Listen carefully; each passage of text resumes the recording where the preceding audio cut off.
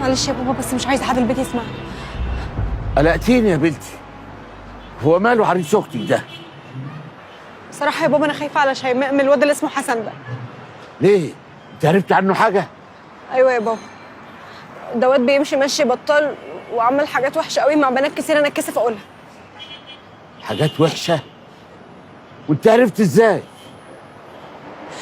البنات عندي في المدرسه يا بابا بيحكوا في الموضوع ده، بس انا ما اقدرش اروح اقول حاجه زي كده لشيماء عشان ما تزعلش مني. عشان كده بقى يا بابا انت لازم ترفض، واصلا لو مش مصدقني انت ممكن تروح تسال عنه.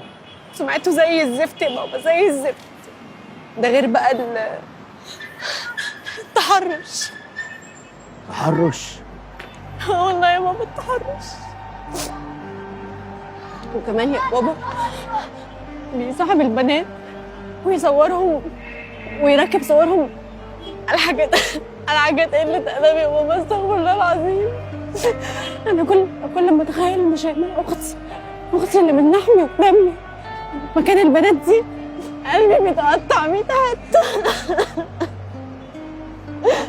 وعلى فكرة بقى يا بابا هو مشهور بالشغلانة دي جدا، الفبركة والحاجات دي، وكمان بياخد عليها فلوس كتير، وبيقعد يساوم البنات بالصور الوحشة دي. هو ما قالكش يا بابا هو شغال ايه؟ لا. وطبعا هيقول لك ايه؟ هيقول لك انه شغال شغلانه حرام، ولا هيقول لك انه شغال شغلانه كلها غضب ربنا. بس يا بابا عشان انا تعبت من الكلام في الموضوع ده والتفكير فيه، ومش عايزه اقعد اتكلم فيه كتير. اهم حاجه ان انا اكون رديت ضميري وحكيت لك كل حاجه.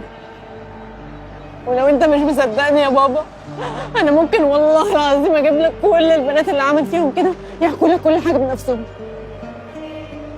يحكوا لي ايه تاني؟